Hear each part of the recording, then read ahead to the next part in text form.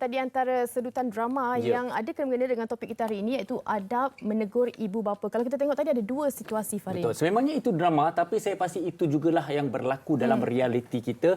Mungkin keadaannya kurang ataupun lebih daripada keadaan tersebut. Memang pasti akan pernah terjadi. Tapi antara perkara lagi yang selalu terjadi ialah dilema kita sebagai anak-anak. Adakah boleh dan bagaimana ataupun adab kita nak menegur ibu bapa atau orang yang lebih tua daripada kita. Jadi tetamu-tetamu kita pada hari ini, Fatin, hebat semuanya. Betul, kita bertuah sekali sebab kita perkenalkan dulu lah Zur Erda.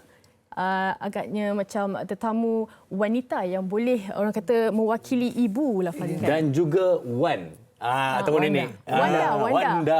Okey. Baik, dan seterusnya bersama dengan kami lagi lah Sarul Kamal yang awal tadi bersama dengan kita dan bersama dengan Ustaz Jazlan Abdullah. Terima kasih tetamu-tetamu kita bersama kita pada hari ini. Okey. Baik, mungkin saya nak mulakan dengan Ustaz dulu, boleh?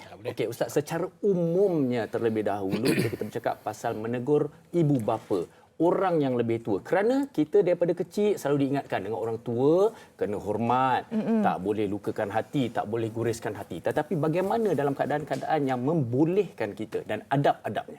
Baik. Bismillahirrahmanirrahim. Assalamualaikum warahmatullahi wabarakatuh. Muslim-muslimat sedang penonton yang dirahmati sekalian, Fatin. Ini Kak Zulaidah memang terkenal lah. Lepas tu Syarul. Dan hari ini sebenarnya kita bincang tajuk yang begitu besar bagi saya dan berlaku kat saya, mungkin berlaku dekat Kak Zu dan ini peringkat anak-anak lah kan. Bila sebut bab berkaitan dengan menegur orang tua ni satu benda yang besar. Dan bila mana kita nak menegur orang tua ni, maknanya kita kena balik kepada asal kita, iaitu apa? Iaitu panduan kita, iaitu Al-Quran. Apa yang Al-Quran kata kepada kita untuk kita macam mana boleh menegur mak bapak ni dengan baik. Sebab peradaban tu perlu ditaruh kat depan tu. Kan? Sebab orang tua ni kita kena faham, sedia maklum bahawa makin tua, bukan makin tua lah, makin remaja lanjut usia, remaja lanjut usia, dia makin sensitif. Dia memang sensitif. Tak boleh. Kadang-kadang telinga dengan telinga dia boleh sakit, mata dia boleh sakit, apa yang percakapan boleh sakit. Oleh sebab itu, Allah SWT berpesan kepada kita dalam surah An-Nahl ayat yang ke-125, iaitu A'udzubillahi minasyaitonirrajim, iaitu ud'u ila sabil rabbika bil hikmah. Maknanya perkara yang pertama dengan mak bapak ni kita kena apa? Iaitu serulah ke jalan Tuhan untuk apa? Untuk hikmah dan bijaksana. Berdepan dengan ibu bapa ni, pertama kita kena menghadap Allah Taala, mohon kepada Allah Taala supaya Allah beri iaitu sifat kita yang baik untuk kita jadi orang yang bijaksana berdepan dengan ibu bapa kita. Ini perkara yang pertama. Dan kita suka-suka dia. Sebab apa? Sebelum kita berdepan dengan orang tua ni, kita ingat kita kena perlu doa. Kita kena memurnikan hati kita, kita kena memurnikan lisan kita, kita kena memurnikan perasaan kita, kita punya kena memurnikan sikap kita. Perkara yang pertama, kena minta kepada Allah. Dan yang kedua, bila mana berdepan dengan ibu bapa ni, iaitu wal mau'izatil hasanah, dan nasihat pengajaran yang baik. Nak bercakap ni mestilah benda yang baik. Benda yang baik. Seperti mana kita memilih makanan tu, kita kan memilih makanan yang baik kan. Kita kena cari makanan yang baik. Bila kita dapat menyebut perkataan yang baik dan kebaikan itu datang daripada kita, insya-Allah apa yang kita kata orang tua tu boleh dengar. Bukan orang tua, orang remaja dan usia tu boleh dengar. Minta maaf. Dia boleh dengar. Sebab apa? Sebab kita cakap benda yang baik. Dia kita cakap, alah abah ni mana tahu, ayah mana tahu. Ayah ni old school. Old school pula. La ilaha illallah. Terguris hati tahu. Kan? Jadi maknanya percakapan tu kena. Dan yang ketiga iaitu apa? Wajadilhum billati ahsan. Maknanya berbahasalah dengan mereka dengan bahasa yang tersangat baik. Sebab itu dalam perintah yang lain, waqul lahum qaulan karima. Dan mak bapak ni kau kena cakap benda-benda yang baik je. Walaupun kita berdepan kadang-kadang mak dan ayah ni salah. Salah tu daripada segi pandangan mata kita. Pandangan mata dia betul. Betul tak? Sebab apa? Sebab kita yang merasa salah. Dia kata dia tak salah. Dia menyalahkan kita banyak. Betul tak? Sebab apa? Dia kata dia lebih dulu makan garam. Betul? Jadi macam mana kita nak berdepan hal demikian? Ingat, yang pertama kita minta iaitu petunjuk daripada Allah. Mudah-mudahan Allah beri petunjuk yang baik. Lepas tu kena niat betul kerana Allah Ta'ala. Dengan niat yang baik itu kita akan memperbaiki keadaan. Dan kita kena jaga lisan kita. Dengan lisan itulah sebenarnya akan mengharmonikan perhubungan antara kita dengan mak bapak kita. Dan yang keempat, yang paling payah iaitu yang paling kita kena jaga, iaitu peradaban iaitu sikap dan tingkah laku kita. Kata-kata Ya, betul. Okey, tapi saya nak ingat kepada penonton, sebenarnya ini bukan melawan Tuan Fatin, Okey. tetapi kalau ada perbezaan pendapat Ya, betul. ataupun mungkin pendapat kita di mata kita merasakan mak ayah kita tu ada kesalahannya. Betul. Tapi kita nak tahu juga macam Syarul sendiri, macam Ustaz ada kongsikan 4 yang penting. Tapi kita tak boleh nak lari daripada emosi kita. Kadang-kadang situasi yang membuatkan kita rasa tak betul, tapi cara kita menyampai itu salah. Macam Syarul, macam mana pendekatan yang Syarul buat untuk mungkin nasihat atau tegur ibu bapa sendiri?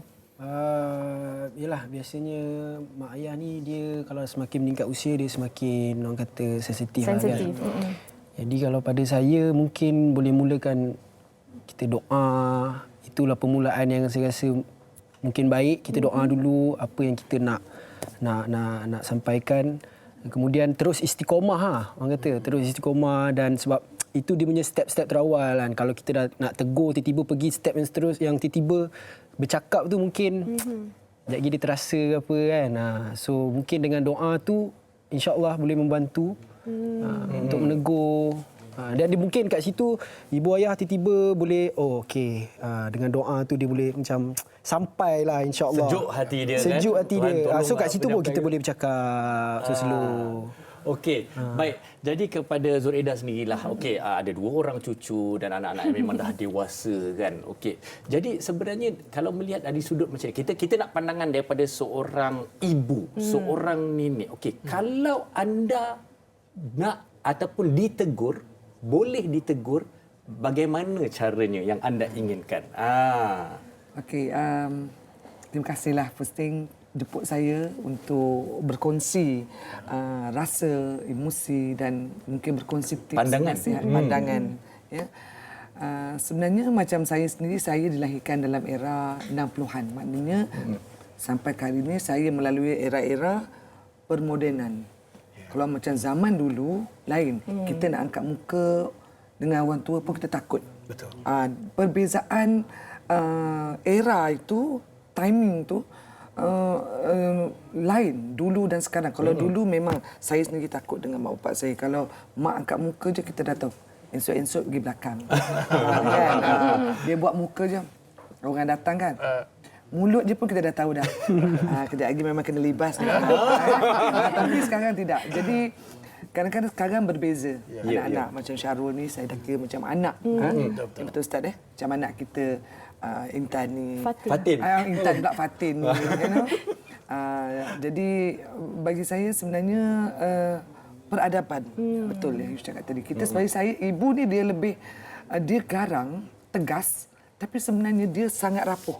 Jiwa dia sangat sensitif. Betul.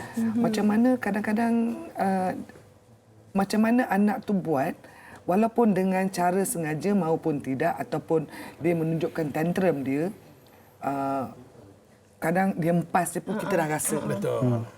Ada yang tak kena lah tu, tak apa. Tapi macam ada tak situasi yang mungkin Zuraida boleh kongsikan dalam keadaan yang menasihat atau tegur dalam hubungan dengan anak sendiri? Okey, macam saya sendiri, saya ada 2 orang cucu, saya ada 2 orang anak sepasang dan seorang menantu. Kami tinggal satu rumah. Okey. Jadi dia dah tahu. Mak dia ni, saya ni seorang yang suara sangat lantang. Saya sangat tegas dari segi percakapan pun. Saya rasa suara saya lebih besar dari suara suami saya. Jadi bila saya bercakap tu memang saya outspoken saya tu memang kuat. Jadi dalam cara macam ni dia orang dah faham mak dia ni suara memang kuat. Kadang-kadang tapi dalam cara saya nak menegur tu ataupun diorang nak menegur saya tu mereka ada cara. Saya suka berterus terang dengan anak-anak. Kalau saya tidak betul, cakap dengan cara yang baik. Saya open. Saya seorang ibu yang bukan ortodok. Okey. Alright. Saya open. Tapi dengan cara yang beradablah tadilah. Hormat. Jangan takut dengan mak bapak. Saya selalu nasihat anak saya dan kawan-kawan saya ataupun anak-anak kawan-kawan saya, jangan takut dengan mak bapak. Kita takut dengan Allah. Betul. Kita hormat.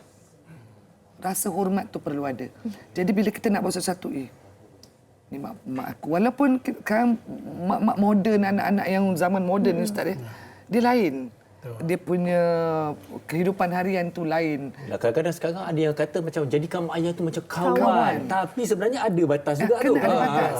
Kena ada batas. You still kena hormat.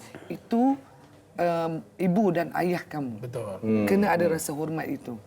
Cara nak menyampaikan dalam cara berseluruh mungkin. Kadang kita tengoklah mak tu atau ayah tu dalam keadaan macam mana. Kalau dia tengah mudi, janganlah kau pergi serang. Memang minta. Kalau zaman dulu dah memang minta-minta dihempuk. Suka. Okey, untuk itu kalau Zuraida bercakap tu kalau menyanyi pun kita dah tahu dah. Itu belum lagi marah macam mana kita tak tahu tu. Okey, kita dah mendengar pendapat daripada tetamu-tetamu kita. Apa kata sekarang kita dengar dulu Fatin pendapat daripada mereka di luar sana tentang topik kita pada hari ini. Saksikan.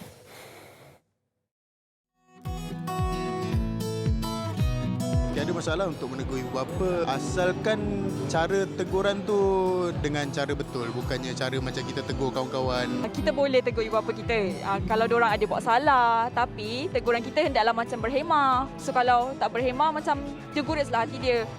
Boleh tapi dengan cara lah, dengan cara yang lembut dan cara yang tak kurang ajar dan tak kasar. Boleh if sometimes parents kita tak faham kita or benda tu tak adil bagi kita. So kita boleh tegur dia dengan baik lah. Kita boleh tegur mak bapak kita tapi ada caranya. Pasal setengah ialah orang-orang tua ni dia makin tua dia makin sensitif, hati makin lembut. Tak adalah, saya tak pernah lagi tegur ibu bapa. Saya rasa mereka okeylah. Tak ada alasan untuk saya tegur mereka. Saya pernah tegur ibu bapa saya, lagi-lagi macam tentukan pasal masa depan saya, future saya. So saya akan bagi pendapat saya dengan pendapat diorang, opinion. My dad dia suka beli barang tau. Walaupun benda tu dah ada tapi dia suka beli lagi. Macam dia dah beli tu, saya kata, ya tak nak yang tu juga ke? Atau yang lagi mahal tu tak nak ke? Dia pun ketawa. Dan dari situ, saya masuklah macam, janganlah beli sangat. Ayah dah ada ni, ayah dah ada tu. Mesti dengan beradab, kita kena susun ayat kita dengan betul. Sebab ibu bapa ni, kalau kita tersilap tegur, tersilap cakap, mungkin akan terguris hati. Sebelum tegur tu, explain the content. Explain situasi tu dulu. Dan explain apa perasaan kita sebelum tegur orang. Kita buat dia happy dulu. Dalam dia happy, kita tegur dia. Selit sikit-sikit lah. Dan tak boleh on straight to the point. Kita bagi dia sejuk dulu, minum kopi, tidur dulu semua kan. Dia dah tenang baru kita tegur. Lepas tu kalau nak tegur pun kita kena cakap lembut. Kita tak boleh main terjah je. Mak bapak kita pun ada perasaan. Kita kalau kena marah dengan bos kita pun kita marah, kita sedih kan. Saya suka yang last kali tu minum kopi dulu bagi mak dia chill-chill barulah dia bercakap dengan cara yang baik. Psikologi. Kan? Okey, kita nak tanya Ustaz, mungkin dalam satu situasi ni Ustaz kan, ibu bapa mungkin masa kita kecil dia menjaga kita, tapi bila kita meningkat usia, kita yang mengambil segala tanggungjawab, tak semestinya kita boleh kita boleh layan ibu bapa kita tu macam anak kecil dan kita selesa untuk nak tegur apa sahaja yang kita rasa, kita terus curahkan. Tapi perasan tak kadang-kadang tanpa bila ayah tu, ayah, terus. janganlah buat macam ni. Macam kita tegur anak-anak pula. Kadang kita lupa, Ustaz. Itulah, bismillahirrahmanirrahim. Makan ubat macam Betul. Dia makan ubat memang jadi gaduh sebenarnya. Dia makan gaduh kan. Pasal orang tanya, Ustaz deraka tak? Siapa mak saya tak nak makan ubat tapi saya marah dia kan. Sebenarnya kalau ikut mengguriskan hati mak bapak ni, iaitu berdosa. Apa hal juga keadaan pun. Jadi macam mana? Sebab itu kita ni kena pertama ada ilmu lah. Ilmu kena didik macam mana kita nak melayan ibu bapa. Kita kena ada ilmu. Bukan suka-suka je. Kan? Ilmu bercakap kita kena faham. Ilmu melihat kita kena faham. Ilmu mendengar kita kena faham. Kalau kita dapat melihat mak ayah itu dengan baik, dengan mulianya itu, kita tak anggap dia sebagai anak kita, kita tak anggap dia sebagai kawan kita. Dia adalah orang yang mulia yang Allah kurniakan kepada kita. Ini penting tahu. Sebab saya menjaga mak saya, saya tahu. Kita ada pengalaman. Sebab kita ada pengalaman kan. Masing-masing ada pengalaman. Jaga mak ayah ni bukan benda yang mudah tahu. Kadang-kadang mak kita suka ikut cucu dia. Dia pun suka ikut kita.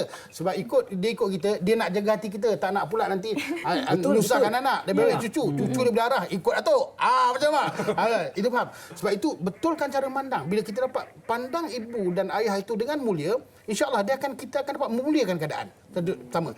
Dan yang kedua, kita kena faham muliakan pada lisan.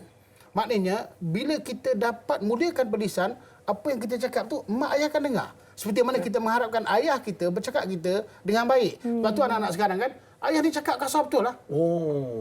Didikan. Dulu bapa aku jeling je. Betul tak? Macam tak? Sengit mulut sikit. Kata apa lah. Kan? Ini tak. Kita cakap dia kata kita kasar. Padahal kita guna bahasa yang tegas dan faham, mudah faham. Kan? Jadi kalau ada lagi kalau bapak-bapak cikgu, mak cikgu nasiblah kau. Memanglah kalau cikgu suara dia besar. Makna betulkan tulisan. Dan yang paling penting benarkan pada pendengaran. Kadang-kadang mak ni kita tak nampak apa yang dia nak. Kadang-kadang kita tak faham apa yang dia cakap. Dan kadang kita tak dengar apa yang dia cakap. Itu masalah kita. Jadi macam mana kita nak memuliakan dia? Macam mana kita nak bercakap? Dia boleh dengar percakapan kita. Sebab kita tak pernah dengar. Tapi yang paling penting, betulkan rasa. Betulkan dia itu apa? Cara kita merasa. Kalau kita dah rasa orang tua tu susah kat kita, macam mana nak jadi senang? Kalau kita ni rasa orang tua tu memayahkan kita, macam mana nak jadi mudah?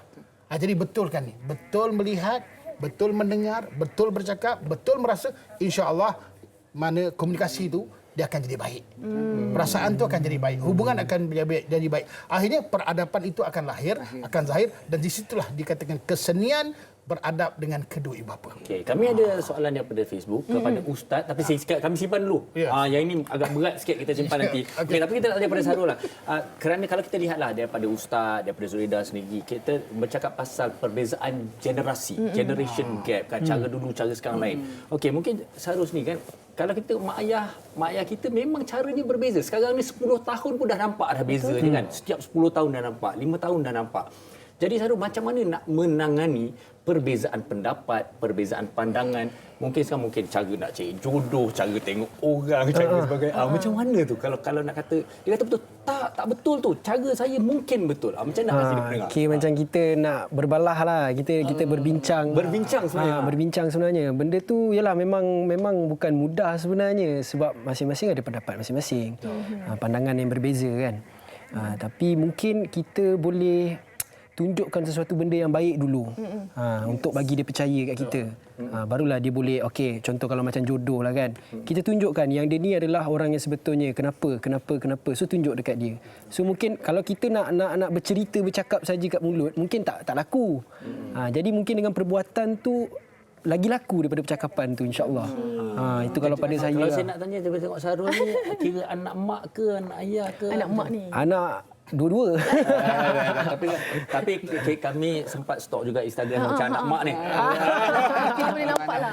Lelaki selalu anak mak. Macam Zuraidah sendiri, macam kita cakap, macam Farin cakap tadi, peredaran ataupun zaman yang membezakan situasi di mana anak selesa nak tegur ibu, macam ibu cepat tegur desati. Tapi melihat kepada ada anak remaja, kita lebih selesa terbuka. Tak adalah dia macam simpan rahsia yang kita tak tahu. Jadi sikap keterbukaan tu kadang-kadang boleh memberi kesan yang sebenarnya anak tu dia kata take for granted. Macam mana tu? Tak, sebenarnya ialah fahami. Kita kena ada saling faham memahami. Okey, dalam macam yang Syarul cakap tadi, di generasi dia macam tu. Betul.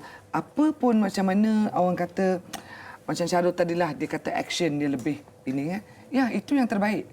Kerana dengan action, dengan nak bercakap, mungkin dia ni cantik mak gini tapi dia tak lihat siapa dia. Betul. Anak siapa? Yang mana? Asyik cantik je. Asyik duduk, datang-datang duduk je. Ya nak minum? Cantik. Mak pergi. Aunty, boleh tak saya tolong kat belakang apa? So, you biasakan diri. Itu cara you tackle sebenarnya. Jadi mak ni especially untuk anak lelaki ni, saya bercakap untuk anak lelaki, anak perempuan saya dah kahwin. Tak apa, alhamdulillah. Menantu saya alhamdulillah lah. Kan? Tapi yang lelaki ni, dia macam ni lah ni.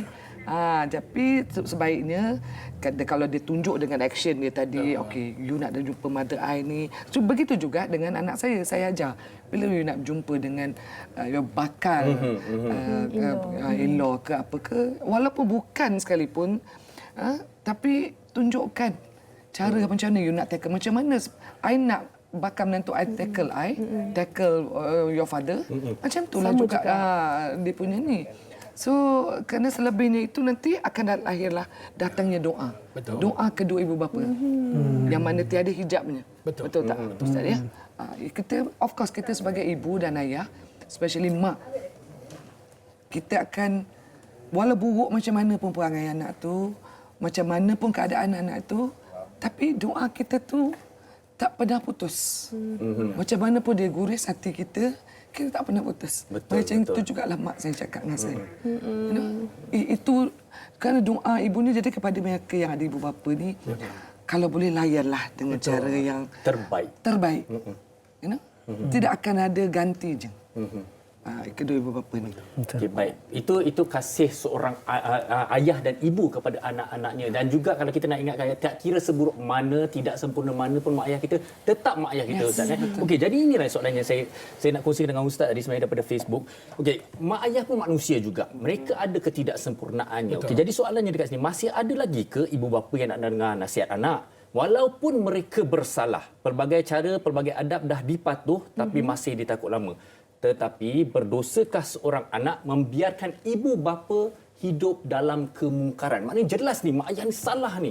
Anak nak tegur salah, tak tegur salah. Jadi macam mana ni, Ustaz? Baik, bismillahirrahmanirrahim. Ini satu benda yang besar. Betul, kadang-kadang sebagai anak kita nak tegur mak kita tu salah. Tapi salah tu kita tengok daripada segi agama ke, daripada segi macam mana. Mungkin daripada sikap yang salah, mungkin daripada segi agama yang salah. Dan maknanya kalau kita nak membenarkan atau nak membetulkan keadaan mak dan ayah kita, kita perlu. Tadi saya sebutlah peradaban. Tapi kalau dah peradaban pun kita dah sebut, kita dah nasihat, maka kita ambil lah kawan-kawan yang dia mungkin respect, macam adik-beradik dia minta tolong ayah kita, nasihat ke ayah kita ke macam mana kan. Tak jalan juga, maka ingat sesungguhnya hidayah itu milik Allah. Apa perlu kita buat? Kita doalah. Minta munajat kepada Allah. Allah Maha Berkuasa, Allahus Samad, Allah tempat kita bergantung. Dah kita usaha, tapi ingat, usaha kena buat. Betulkan sikap kita, jadi orang yang beradab. Lepas tu istiqamah, seperti mana? Istiqamah ni berterusan. Maknanya kita buat baik terusan. Jangan cakap, "Asulah kalau ayah tak nak ikut ayah, lantak ayah, besok masuk neraka, kubur besok berasap, ayah bermasalah." Tak boleh lah macam tu. Ada dah dosa pula. Maknanya terus buat. Lepas tu bersangka baik dengan mak ayah. Mungkin dia hari ini tak nampak, mungkin akan datang dia nampak. Yang paling penting sekarang ni berdoa. Doa munajat kepada Allah. Allah lah yang boleh bantu kita. Bila Allah bantu kita dengan sendiri, Allah akan bantu, iaitu ibu ayah kita. Mustahil Allah tak kabulkan. Kalau kita dah doa satu tahun 365 hari itu kita doa, takkanlah satu hari Allah tak dengar. Mustahil. Oleh sebab itu ingat, jangan putus harap dengan Allah Ta'ala. Banyakkan berdoa, betulkan sikap kita, istiqamah, dan ingat perbaiki diri supaya kita dapat jadi contoh kepada mak ayah kita, walaupun kita ni perlu mencontohi mak dan ayah kita. Sebab itu satu. Yang last tu. Satu. Dan kedua, jangan pandang sekali mak ayah kita ni kekurangan. Sebenarnya dia Allah kurniakan kepada kita. Dengan kekurangan dia itulah sebenarnya untuk memperbaiki diri kita. Dengan itulah waktu itulah kita dapat memperbaiki keadaan. Dan cakap apa nak buat, mak kita memang macam tu. Yalah, nak buat macam mana? Bapak suka main dam. Contoh main dam. Ayah nak macam mana dah perangai gitu. Mungkin dia main dam tu untuk apa? Untuk mendidik budak-budak supaya dia tak hantu arah. Lebih baik dia main dam. Kita kena tengok mana yang betul. Tapi kalau hisapkan salah lah. Sangka baik. Bila kita tak dapat sangka baik, insya-Allah dia akan jadi baik. Masalah kita ni, kita ada hasad, kita ada tak suka, kita ada benci. Kita tak memurnikan hati kita. Macam mana kita boleh mendengar mak ayah kita cakap? Macam mana ayah kita nak mendengar kita percakapan kita? Okey, sebagai kesimpulan Ustaz, sebenarnya boleh ke tidak kita tegur mak ayah ni? Jawapannya boleh. Tapi bil hikmah. Bil hikmah ni dengan apa? Dengan bijaksana. Allah bagi kita hidup, Allah bagi kita ayah, Allah bagi kita ibu, Allah bagi kita rezeki melalui ayah dan ibu kita. Kita kena jadi orang yang bijaksana. Sebab dengan bijaksana tu insya-Allah ibu dan ayah kita akan terbela. Satu rumusan yang cantik daripada Ustaz. Betul lah. Kita nak tanya Zuhaida untuk kata di hujung perbincangan kita ni. Mungkin ada tips secara ringkasnya berkenaan dengan topik kita hari ini. Macam mana agaknya pendekatan ataupun kita nak masukkan kita punya kalau anak nak tegur mak ayah tu macam mana? Ada caranya. Caranya. Okey, bagi saya sendiri dan pengalaman saya yang saya lalui lah. Jadi kepada anak-anak kat luar sana, ya, first thing, you kena hormat ibu bapa you. You kena jaga. You kena tahu ini Allah kurniakan ibu dan ayah. Ya, ini orang yang melahirkan you. Okey? Kerana mereka you ada di sini. Kalau you hidup di dunia ni dan walau macam mana keadaan salah kata ustaz tadi, tapi dia ada cara dia, peradaban dia, step by step dia. Ya. Murnikan hati you, luaskan, bukakan pintu hati you, pandang yang baik tentang kedua ibu bapa you. Bil hikmah. Bil hikmah. Mana tadi. Jadi mungkin dengan cara tu boleh menegur dengan cara yang baik, cara yang sesuai lepas minum kopi. Dan mungkin terus terkesan kepada Terus ibu terkesan. tu. InsyaAllah. Okey, baik, kita sekali lagi ucapkan terima kasih kepada Ustaz Jazlan, Zur Eda dan juga Sahrul.